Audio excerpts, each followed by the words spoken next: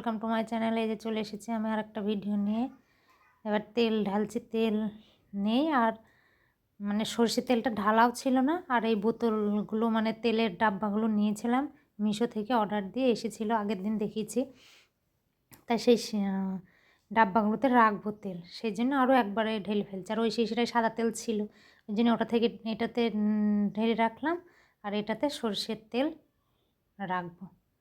দেখতে কিন্তু এমনি দেখে মনে হচ্ছে কাচের শিশিগুলো, কিন্তু কাচের না, এটা হচ্ছে প্লাস্টিকেরই কুটো। দেখে মনে হচ্ছিলো যেন কাচের শিশিগুলো। কাচের হইলে আমার বেশি রিস্ক, হাত থেকে কোথায় ঠুকঠাক করে পড়ে যাবে, লাগবে, ভেঙে যাবে। ওর থেকে প্লাস্টিকের আছে, এটাই ভালো আছে। ওইদিকে রান্না হচ্ছে গ্যাসে আমার, ওই যে ধোয়া হচ্ছে, রান্না বসিয়েছি। আর এটা তেল করছি, ডাব্বায় ঢেলছি।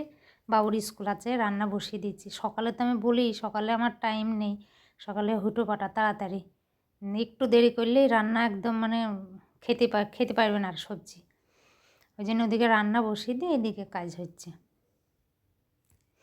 আর বোতলটা একদম ঠিকঠাক, 1 প্যাকেট তেল এক ডাব্বাতে ধরছে না। আমার কাছে না হয়তো ধরবে না, কিছুটা হয়তো থেকে যাবে, কিন্তু না, একদম ঠিকঠাক সবটা পুরো একটা ইয়েতে ধরে গেল। ভালো হয়েছে, এদিক ওদিক আর রাখার আমার দরকার হবে না। ওই দুটো ডাব্বাতে 2 লিটার ধরে যাবে, কি সুন্দর থাকবে। আর একটা প্যাকেট ছিল, ওটা আবার ওই বড়টাতে রেখে দিলাম।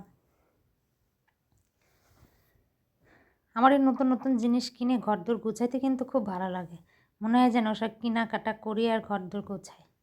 এই যে আবার পরিষ্কার করে মুছি টুছি গুছিয়ে রেখে দিলাম এখানে। পেপারটা চেঞ্জ করে দিলাম, কারণ তেল একটু পরিয়ে ওটা তেল হয়ে গেছিলো।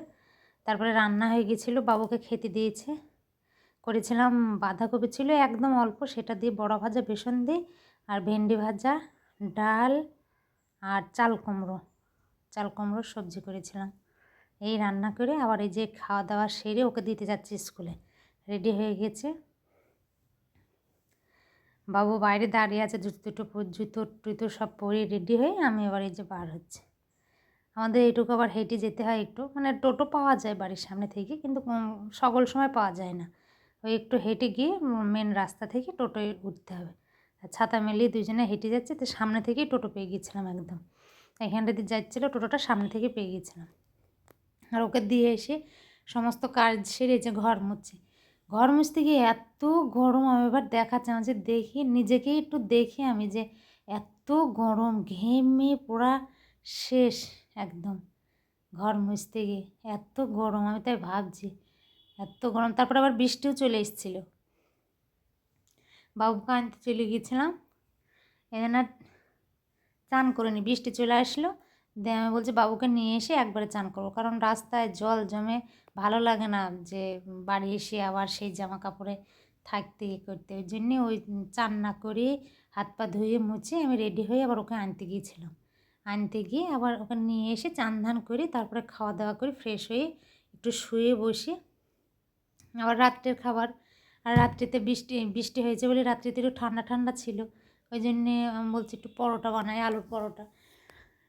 গরম হলে রান্না করতে ইচ্ছা হয় না, যে গ্যাসের কাছে কে যাচ্ছে কে রান্না করছে ভালো লাগে না। আর এই একটু ঠান্ডা পড়লে আবার করতে ইচ্ছা হয়, যেটা করি সেটা করি খাই, এইভাবে একটু করতে ইচ্ছা হয়।